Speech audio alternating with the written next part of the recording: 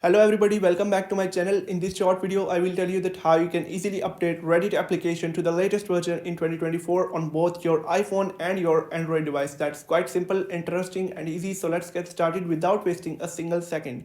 So guys, basically there are two different ways or two different processes that you can follow to update your Reddit application on both iPhone and Android.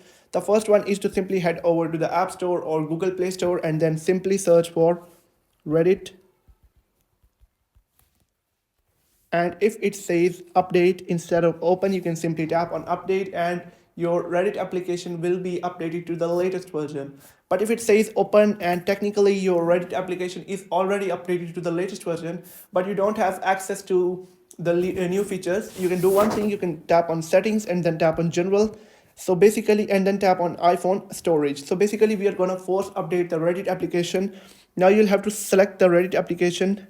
Once you have found it, tap on it and then simply upload the app and then reinstall it. Basically it will force update the Reddit application and you'll be able to get access to all the latest features of Reddit application. So that's how you can easily update Reddit application to the latest version in 2024. If you have found the video helpful, make sure to like the video and hit that subscribe button. Thank you.